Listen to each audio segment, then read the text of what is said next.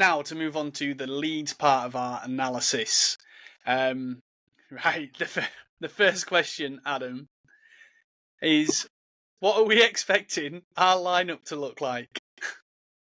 Which the reason why we're laughing, if you haven't listened to the Arsenal review, is because we've basically kind of said how in the preview for the Arsenal game we expected changes, we expected something different, optimistically expected, and especially then I think on my half, when Ampadu was injured, I was like, right, Longstaff is 100% starting now.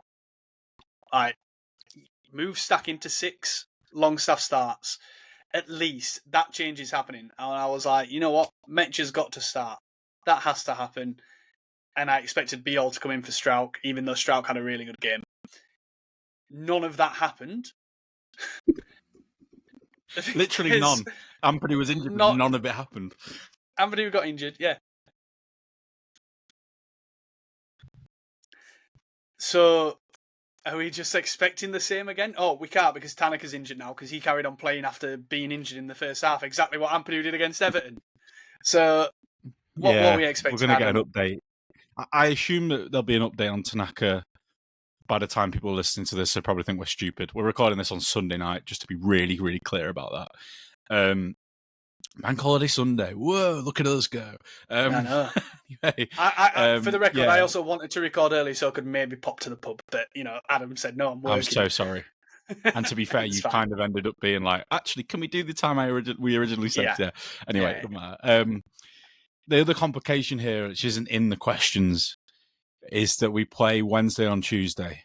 Or is it Tuesday on Wednesday? No, we play Wednesday. We don't play Tuesday. There's no one called Tuesday. Tom, what's your favourite? First of all, what's your favourite Yorkshire City? We play Wednesday on Dienstag. Yes. Okay. Fine. If you want to be German about it, but we're not German. I want to ask you a question. This is inspired by not the top 20. Quickly, what is your favourite Yorkshire City? Not Leeds, not including Leeds. Yeah, mine's Hull. Just name it. Hull. Yeah. And what's your favourite day of the week? Friday. Nah, it's actually Thursday. So Thursday. Your new Yorkshire team name is Hull Thursday. That makes sense. Mine is York Friday. York Friday. Right. Yeah. Do you know? Can I be particular to where Sheffield Wednesday's name comes from? Do you know why they're called Sheffield Wednesday? But you can explain to the listeners that don't know. Yeah. So when they were founded as a football team, they were a cricket team originally. They had 2 cricket teams, and one played on the weekend and one played on Wednesday. So the cricket team was called Sheffield Wednesday, and they only played on Wednesdays. And then they decided they wanted to play football, so Sheffield Wednesday became the football team. So there's a bit of trivia for you. Anyway, yeah. Yes, great. But yeah, first of all, must address that we aren't going to do, because cup football is not real football, and we've made this clear on this podcast for a very long time. We're not going to do anything on Sheffield. Until we win it. Until we're in the quarterfinals and we're going to win it. Yeah, we're getting to the quarterfinal or something. Maybe we'll talk about it, but we're not going to do so before then. But yes, we do play Sheffield Wednesday, and this is probably the only bit of Sheffield Wednesday talk you're going to get on this podcast, unless we beat them or lose them or whatever it is. And we'll briefly talk about that when that happens, but it's not yet. So yeah, that complicates things. And if Tanaka is indeed out, if his MCL is serious, it sounds like it's not, but like you just don't know. It could be that they just need to rest him for another week, and then he misses 2 games. It is what it is. But if that's the case, then yeah, the Sheff Wednesday lineup will dictate partly what happens on Saturday. Now, I am actually expecting him to make wholesale changes because he's done that in cups. Even if he's not willing to in the league, he has done so in cups in the past. So I think there'll be a lot of changes, and I think that'll be like really random stuff. Like Harrison will probably play at left back, and I think we'll probably change. Metcha will probably get at least 60 minutes as a striker. Maybe it's a good conditions to give Calvert-Lewin, even if it's only 20 minutes, he gets 20 minutes of a run out. So that sort of thing to build some of these players up a little bit, or to get players their debut. Biol will start. Of course he will. If Biol then starts against Sheff Wednesday and we win 5-0, which is not, out of the question, even with a B team, because of the state that they're in at the moment. Sheffield Wednesday have 10 players or something.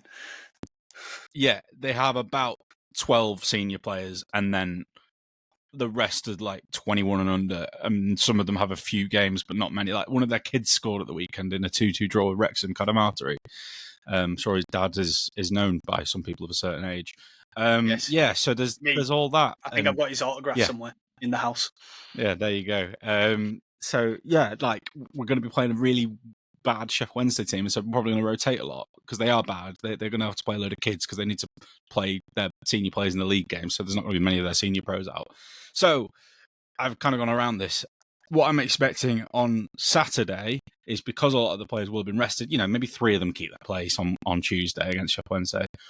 But I think, against Newcastle on the Saturday, this is a lot of days of the week here, bloody hell, is that we'll probably be either unchanged or it'll be, Tanaka's injured and he comes out, maybe Metcha plays. Maybe at that point he does go, I can't not play him. When he's got another 2 goals because he scored 2 against Sheffield Wednesday's children, he's going to go, you know what, actually probably should play him at this point. Fair enough. Maybe something like that. So if I had to have a stab, I'd go Perry, Bogle and Goodmanson as the fullbacks. I think Biol will come in somehow. I do think that's a change that's going to happen.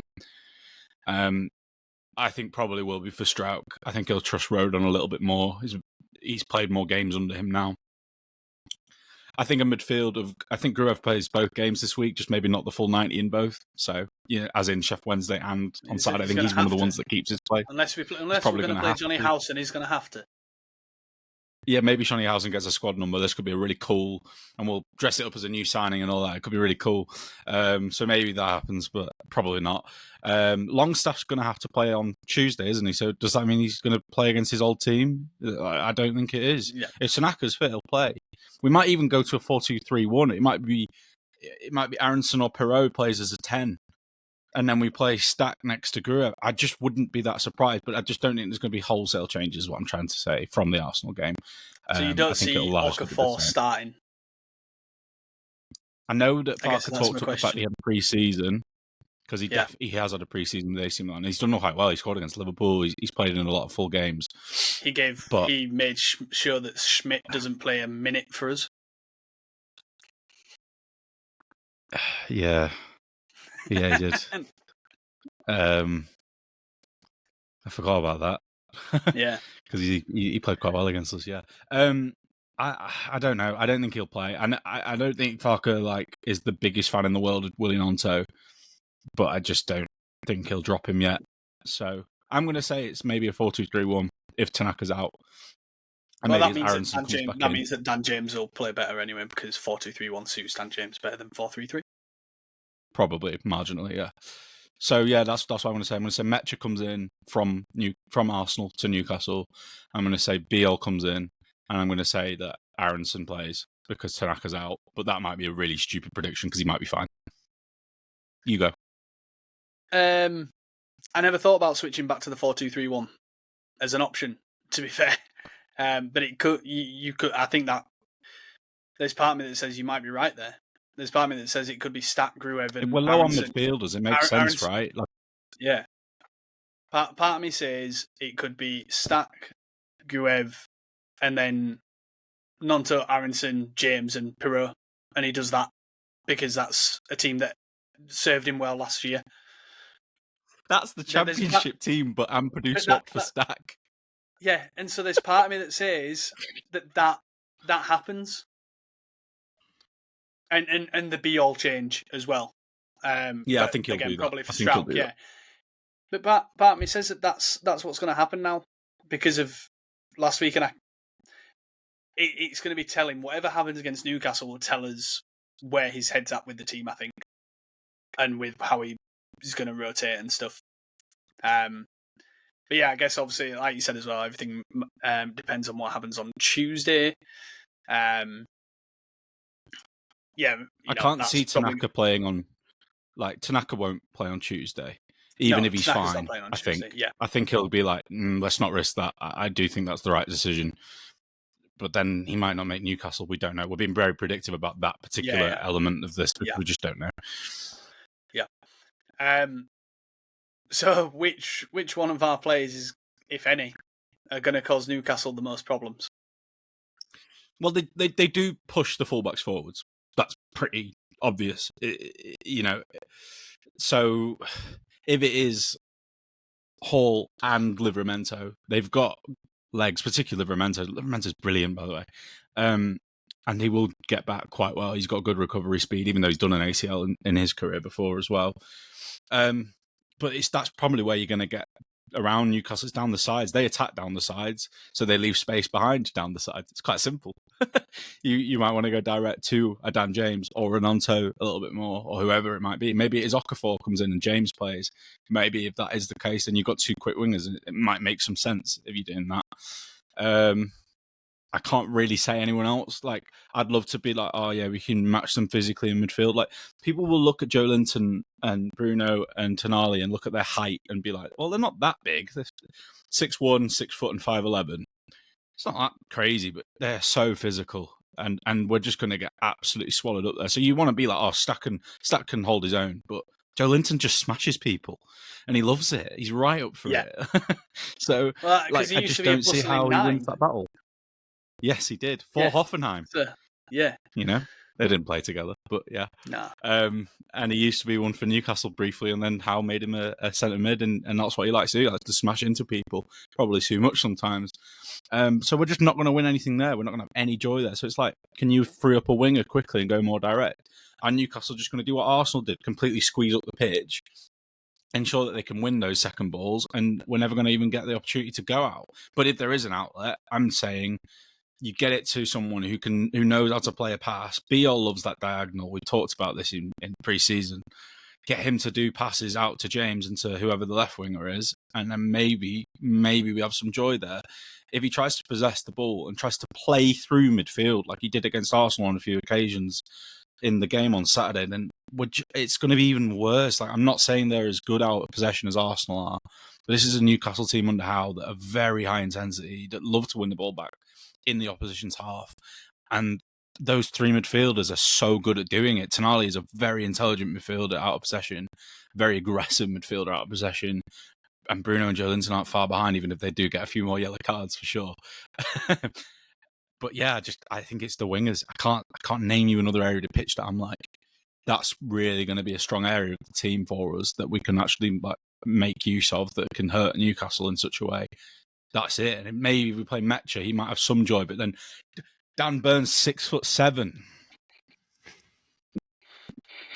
So even Lucas Metcha and Dominic Calvert-Lewin, they're just going to nowhere near him. Chow, if they play him at some point, he's 6'5".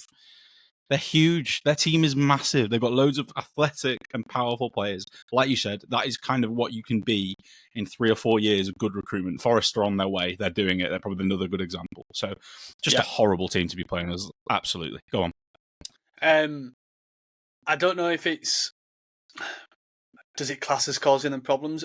We can nullify. You touched on it with Gordon as 9. You know, Biol and Rodon can help nullify that, which can cause Newcastle a problem of creation. It won't cause them problems, as in us causing them something, but we can nullify and help and be a problem. Frustrate. I guess we can frustrate. So yeah, I guess sort of like our centre backs can do that. Definitely, if we play Biol, I think like he should wrap up Gordon. I've been playing a lot of rugby league, and my head just went, then the commentary, when they make a tackle, he goes, he's wrapped him up like a sausage. And that's exactly what I just thought of then when I imagined Biol wrapping up Anthony Gordon. And I just say, there's been two rugby references on these 2 podcasts. What is going on? That is sinful. Subliminal messaging from it's subliminal messaging from the hoodie behind me. Yeah. So yeah, I guess, who do you think could struggle? I know who you're going to say because we know who we were expecting to play. So I'm imagining you're going to say the same player that I think might struggle. Sorry to interrupt. Just a quick one. If you're enjoying the video, be sure to like and subscribe to help us keep the content coming. And if you want even more, you can support us over on patreon.com/ASAW Patreon. You'll get bonus podcasts, exclusive articles, and access to our Discord community, all while helping us make more of the content you love. Thanks. Now let's get back to it. But yeah, who do you think could struggle on Leeds' end? Is it a Bulgarian midfielder? Oh, it could be, Yeah, Might just yeah. I be. think he's going to get absolutely. It might just be, Yeah, he's going to be absolutely eaten alive in this game. Joe Linton is going to have him for dinner 3 times over. And the end, yeah, like if we are trying to use the fullbacks of our own to push up the pitch a little bit, and they've got Elanga and Barnes and Gordon as players that run those channels, like Gordon will happily go to a wide channel if he has to, and run into that because that's what he likes to do. So if they've got those guys running at us, then oh my lord, Lord have mercy. Yeah. I'm very scared about a lot of those, and I think we might be seeing our yellow carded fullbacks be yellow carded fullbacks again, as they were in the last game. And Biol will also get a yellow card, probably. Just Probably when he on his clatters debut. someone. Yeah, on his debut. Yeah, they're the exact same. I mean, and if he plays, if them two play who we've mentioned of Aronson and Peru, they're probably going to have a torrid time as well.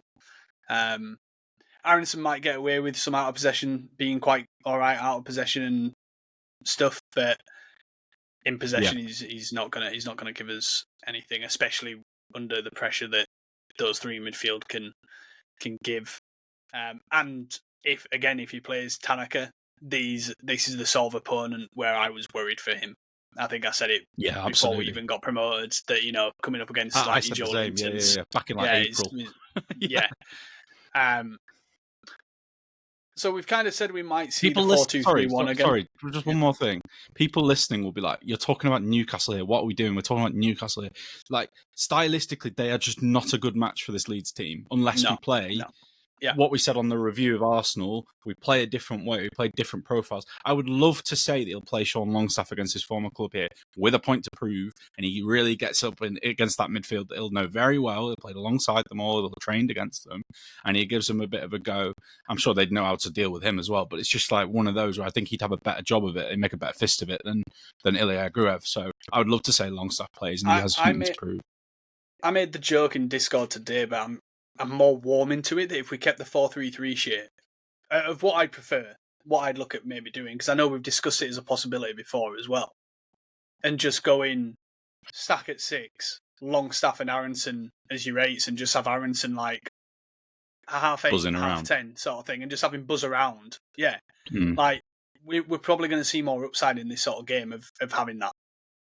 You're probably right. But, yeah. Like, the next question was any changes to our tactics, either in or out of possession.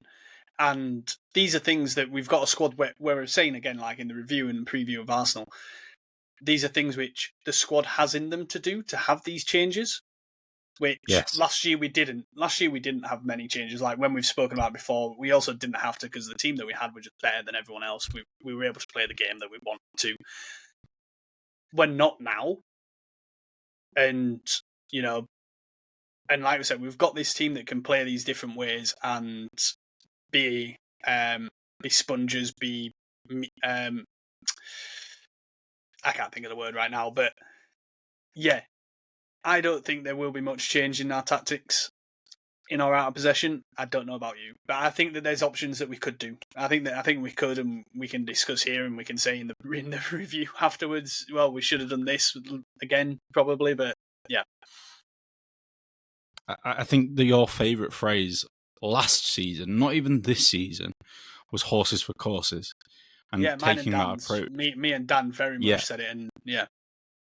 It's so much more true in the Premier League. When you can impose yourself on the game in your own way in the Championship, in most games, in 8 out of 10 games, you're going to be all right and you're going to create chances and you're going to score some goals, and that's fine. You cannot do that in the Premier League, even at home to Newcastle.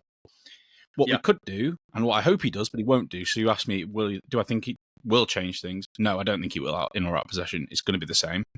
But it is that be a bit more conservative, sit a bit deeper, purposefully, not because the opposition have made us do it, and go a bit more direct to the players that make sense, and soak up pressure in your box and in your third, and frustrate Newcastle.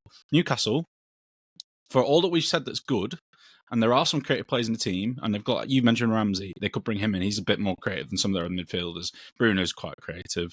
Their fullbacks are very creative when they get forward. But if you sit in such a way and just make it really compact and your spacings are right all across the defence, you could make it very difficult for a Newcastle team that predominantly love to play in transition and have a lot of pace in their side, and you can make it very difficult for that front three to ever get anywhere. So yeah, they might have Hall putting in a few crosses here and there, but he doesn't have Isak to hit. And they might have Bruno pushing on and being a bit more of a number 8 and getting into the final third to try and make something happen because nothing's really working for them. But he's playing it to wingers that largely, I mean, Barnes does have a bit of something out of nothing in him, and he does against Leeds in particular. We've not said that, but I think we're his favourite opponent. Yeah, that's because he rejected Victor Orta. Yeah, he did. He had a squad number as well, and he said no the last minute. He Max Aarons does. Anyway, but Gordon and Elanga are not just one-dimensional, but I'm not going to say that, they're not.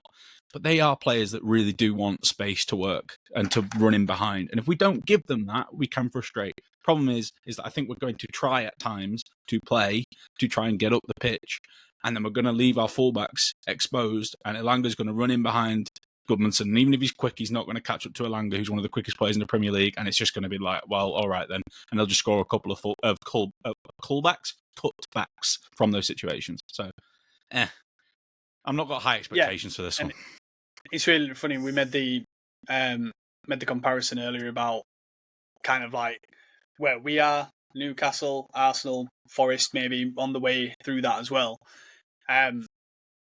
What did we say about Arsenal? They lack creativity from open play, and so we could have stodged that up as well.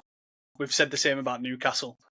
Hey, what are we lacking at the moment? Creativity from open play. So we really are all there on that scale. But yeah, like I said, I can't see anything. And again, you've kind of touched on it there, but what is this game of football going to look like? You've kind of said how it could look like, how it should look like, maybe, I guess. Should. And so what is it going to look like, and where will it be won or lost? I think, like, just by nature, it'll end up being us sat camped in our own half more than we'd like. And I say more than we'd like based on the fact that I wouldn't mind it if we had the right players out, but I think there's going to be at least 2 profiles in the team that are hindering us, either when we get the ball and then try to go long and then it's just going to come back at us, or where we just can't get the ball out the way that we need to get out.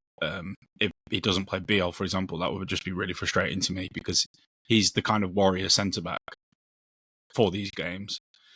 So I still think Newcastle will get on top of us and just do that. I think that's just going to happen, and they'll probably have noticed what Arsenal did, and they'll just end up suffocating us and keeping us there. But, I'm hoping if it does become at all transitional in moments, that we might make, because even though they're one of the best transitional teams probably in Europe, to be brutally honest, if we can make the most of one of those early on, it gives us something to cling on to. And I'm hoping that maybe, early on it might be a bit like we're trying to impose ourselves on the game, even though it's maybe the wrong way to go. And then they're like, oh, well, this is great. We can just run at you and transition on you. But maybe actually we managed to nick a goal with like a longer ball to James and he latches onto it and something happens.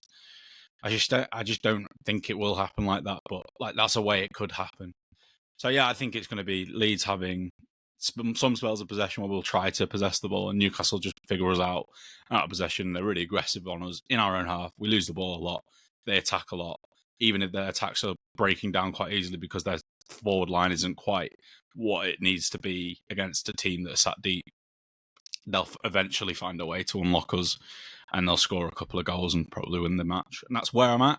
I'm hoping that Farke proves me wrong, plays the right profiles, and maybe it gives us a chance. And maybe we might even get a set piece that we've not even mentioned set pieces. It's another way that we can try and score goals. It's been in both games so far. We've actually been, and fair play to Farke for this bit, because we have actually looked quite threatening. Like it wasn't just Strauch's header against Arsenal. We had a couple of moments against Everton as well. So maybe we can get one of those and make most of it, even though Newcastle have a massive team. I think we do as well if we play the right players. So, there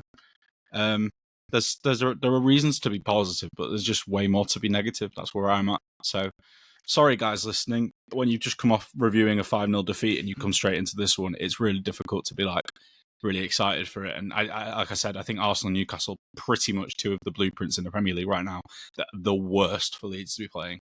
Like against Man City, just one last thing. Like against Man City, even right now, they have issues with their rest defense. They have issues in the fullback areas because they're getting them forward. We maybe would have more of an opportunity against those kinds of teams to make something happen. I don't think it's true at all of Arsenal, and it's not far off with Newcastle either. So I am a bit worried. Yeah, I'd be more positive if we'd tried to do something different against Arsenal. I think. I'm very aware of how negative we've maybe come across in this lead section of this podcast and this episode, and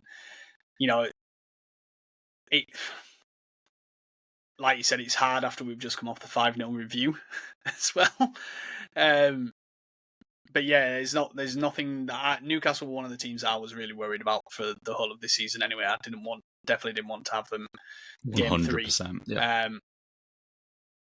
And I definitely didn't want Arsenal and Newcastle game 2 and 3. They were like definitely the two teams that I didn't want in like the opening month when we weren't finished with business. Basically, was one of the key things, and we hadn't maybe got players bedded in. For example, if we're saying that Metch is not fully fit potentially, but that's why he's not played and from the start. Like, these are the two teams that we really need someone like that, like we've just said. So I just don't know what it's going to look like. I know what I want us to do, and I know what I think it should look like, which we've discussed, and everything that you've just said is exactly how I think it's going to look like. So there's no point in me repeating it in that way. But yeah, probably going to be won or lost, maybe by whose fullbacks deal better in getting back at best. Yeah. Maybe that's the only other way that I can phrase it, where it'll be won or lost on the fullbacks. And yeah, I don't think there's going to be much creativity in this game. It's just going to be direct. That's how it's going to look. There we go. That's what this game of football is going to look like. It's just going to be a direct game of football. More suited to winning that game. Yeah, and by direct, I'm not just talking that everyone's hoofing it upfield. Yeah, I'm talking, it's going to be maximum of 5 passes from back to front with some direct dribbles, direct carries from Newcastle and potentially us. If we do play Okafor, that's something which he's really good at. He's good at carrying the ball and taking on defenders, being direct in that sort of sense as well. So, yeah, I think it's just going to be a very direct game. But that's the problem. Newcastle, that's going to be the problem. Win those kinds of games. At that. Yeah, and like even just one last thing, that the midfield, they don't always do it, but like it can look a bit man for man. Sometimes they're pressing those areas because they really trust the physicality of those three to just eat teams alive. And Joe Linton will just bully someone off the ball and then carry the ball 15, 20 yards up the pitch, and suddenly there's lots of backpedaling defenders worried about what's going to happen next. It's just like, and I just think they could do that to us, and then, like you say, it's curtains. But yeah, let's hope we're wrong. Yeah, here's to being wrong. So yeah, on that, and if you want more doom and gloom, where can they go subscribe to us, Adam? Patreon.com. And if you want the doom and gloom, in fact, I should have said if you want the doom and gloom early, because this pod comes out early to Patreon subscribers. So yeah, just repeat that in case I went over you. It's patreon.com/ASAW Patreon. And I don't want to sound like, again, I've used this word a couple of times. I don't want to come across as kind of arrogant. Like I just think as a pod team, we've often got these things right, even back in the Championship days when we didn't have like guests and we were doing it ourselves, the analysis and how the games looked most of the time. We got it wrong occasionally, and we got Everton right, although we didn't know if we'd win. We got Arsenal right and we thought we'd lose. And we're probably going to get this one right. And I hope we don't. So like I said, I hope we're wrong. Anyway, that's it. Yeah. I hope we're wrong, and I hope he changes his team. But yeah, so all that is left for me to say is thank you, Adam. Thank you. This was probably more detailed than I thought it was going to be, but here we are. Yeah. Thank you, listeners and watchers. And again, if you're watching, don't forget to like and subscribe. We'll be back for a review of this game, and then it's the international break where we've already mentioned what we've got there. So we'll have some bonus pod reviewing the squad and stuff like that. So yeah, bye! Right.